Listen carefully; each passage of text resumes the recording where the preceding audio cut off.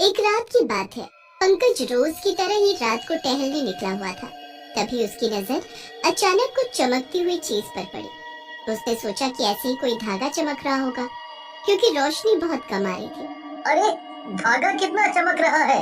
इतनी काली रात है फिर भी मुझे दिखाई दे रहा है कि वहाँ पर कुछ है। पता नहीं कैसा धागा है जो दूर से भी नजर आ रहा है। जाकर देखता हूँ आखिर ये क्या है। पंकज आगे चला जाता है और उस धागे के पास जाकर खड़ा हो जाता है। दूर से तो लग रहा था जैसे कोई धागा है, लेकिन ये तो छड़ी है। इतनी सुंदर छड़ी तो मैंने आज तक नहीं देखी। शायद किसी दुकान वाले की गिर गई होगी। बिल्कुल नई दिखाई पड़ती है। कोई नहीं, मैं इसको अपने घर ले जाता हूँ और देखता हूँ कि मेरे घर की कितनी शोभा बढ़ाती है। इतना बोलकर पंकज छड़ी उठा लेता है और अपने घर की तरफ चल देता है। घर पर उसकी बीवी शीतल और उसका बच्चा अंकित उसका इंतजार कर रहे होते हैं। आज क्या बात है, आपको बहुत देर हुई आने में? कोई मिल गया था क्या? हम लोग कब से आपका इंतजार कर रहे थे और आपके इंतजार में अंकित भी अभी तक नहीं सोया है। उसने भी रट लगा रखी थी, पापा आएंगे तो ही सोएगा। अरे नहीं, कोई मिला नहीं था।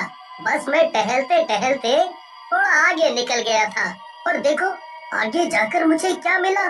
पापा, क्या आप मेरे लिए लाए हैं ये? कितना सुंदर है। ये मैं अपने रूम में ले जाऊं? इतनी सुंदर छड़ी तो मैंने कभी नहीं देखी। पापा प्लीज, क्या मैं इसको रख सकता हूँ? Please please. इसमें प्लीज क्या बोलना बेटा, आपको अच्छी लग रही है तो आप रख लो। मुझे भी ये काफी अलग दिखाई दे रही थी। शायद किसी दुकान वाले ने गिरा दी होगी। ये सोचकर मैं इसको घर ले आया। आप इसको अपने रूम में सजा दो और खुश हो जाओ।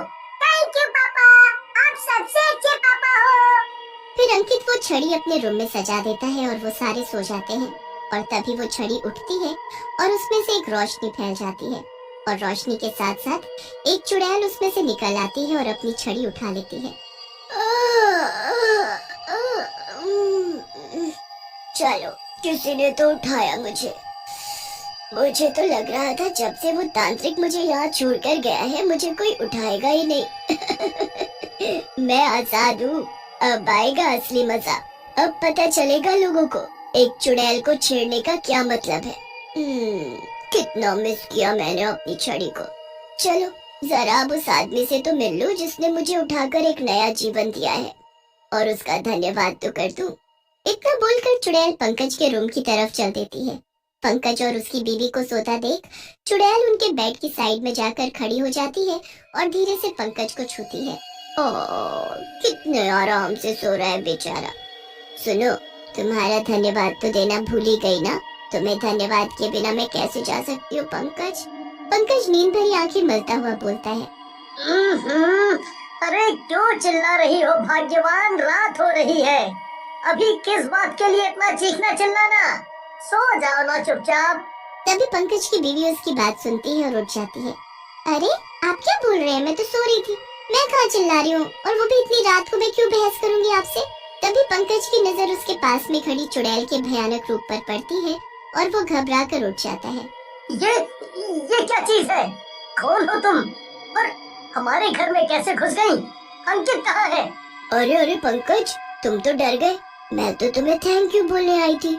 तुम्हें पता है, एक बार मैं ऐसे ही मस्ती में घूम रही थी और लोगों का खून पिया करती थी और अपनी भूख मिटाया करती थी। अच्छी खासी मैं अपनी दुनिया में मस्त थी, लेकिन ये बात एक तांत्रिक को हजम नहीं हुई और उसने ठान लिया कि मुझे पकड़ कर ही रहेगा। फिर उसने एक चाल चलकर मुझे मेरी ही छड़ी में बंद कर दिया और उस जगह पर छोड़ दिया जहाँ से तुम उठाकर लाए मुझे। तो तुम्हारे छूते ही मुझे आजादी मिल गई। तो तुम ये सब हमें क्यों बता रही हो? बस ऐसे ही बहुत दिनों से किसी से बात नहीं की थी तो सोचा तुझसे ही कर लूं। और मैंने तेरे बेटे को कुछ नहीं किया। मैं बच्चों को नहीं मारती। उनको मारकर मुझे आखिर कितना ही खून मिल जाएगा। भूख भी नहीं मिटती मेरी, तो मैं इधर आ गई। इधर आ गई मतलब? तुम तो हमें थैंक यू बोलने आई थी ना। अब तुम जा सकती हो। हमें नहीं चाहिए वो छड़ी, तुम रख लो। लेकिन हमारे घर से जल्दी चली जाओ। चुड़ैल शीतल की गर्दन पकड़ लेती। तुझे थैंक यू बोलने नहीं आई थी, और तू कौन होती है मुझे ऑर्डर देने वाली? इसी के साथ वो शीतल का गला दबाकर उसको मार डालती है। हे भगवान, तूने पंकज रोते हुए अपनी बीवी को पकड़ लेता है और बोलता है, ये तूने क्या कर दिया? मेरी बीवी को मार डाला। हमने तो तेरी मदद ही की थी ना, और तूने मेरा ही घर तबाह कर दिया। अब मैं तुझे नहीं छोड़ूंगा। इतना कहकर पंकज अपने साइड में रखे हुए लैंप को उठा लेता है और चुड़ैल को मारने की कोशिश करता है। तू कैसे भूल सकता है रे, मैं चुड़ैल हूँ, मुझे कोई नहीं मार सकता, और तू जैसा तो बिल्कुल नहीं। और अपनी छड़ी से पंकज के सर पर हमला कर देती है। पंकज के सर से खून निकलने लगता है। कितना सारा खून है यहाँ, आज तो मजा ही आ गया, दो दो लोगों का खून। इतना बोलकर चुड़ैल दोनों को खा जाती है और वहाँ से निकल जाती है। अब जरा देखो तो वो तांत्रिक कहाँ है, इतनी हिम्मत हुई थी उसकी कि मुझे कैद कर दिया। वो शहर में निकलती है और उस तांत्रिक का पता लगाती है। उसको पता चलता है कि तांत्रिक शहर के कोने में छोटी सी कुटिया में रहता है। अच्छा, तो मुझे कैद करके अपना जीवन अच्छे से बिता रहा है। बेचारा, उसको तो पता भी नहीं होगा कि मैं आजाद हो चुकी हूँ। चलो कोई नहीं, मैं जाकर बता देती हूँ कि मैं वापस आ गई हूँ। चुड़ैल एक सुंदर सा रूप धारण करती है और एक दुखियारी औरत होने का नाटक करती है और बाबा के पास चली जाती है। क्या बाबा, आप मेरा भी भला कर सकते हैं? मैं बहुत परेशान हो चुकी हूँ। किसी ने बताया आप सबकी मदद करते हो, मेरी भी कर दो। बताओ, तुम्हारी क्या परेशानी है? अगर मेरे बस में हुआ तो मैं तुम्हारी मदद जरूर करूँगा। तभी बाबा की नजर उस औरत के हाथ में पकड़ी हुई छड़ी पर जाती है और वो सोचते हैं, ये तो वही चुड़ैल है, मेरे सामने ढोंग कर रही है, लेकिन ये छड़ी से बाहर आई कैसे? मेरे घर के पास एक कुआं है, उस कुएं में मेरा कुछ गिर गया है जो किसी जादू से ही वापस आ सकता है। क्या आप मेरी मदद करेंगे बाबा? ना जाने इसके मन में क्या चल रहा है, पता लगाना होगा उस कुएं के पास जाकर। हाँ, मैं तुम्हारी मदद करने के लिए तैयार हूँ। बताओ, कब चलना है? बस अभी चलिए, निकाल दीजिए। चुड़ैल और तांत्रिक उस कुएं के पास पहुंचते हैं और जैसे ही तांत्रिक कुएं के अंदर झांकता है, तांत्रिक को कुएं में गिरा देती है और अपने असली भयंकर रूप में आ जाती है। बचाओ! बचाओ! मुझे पता चल गया था कि तू ही है।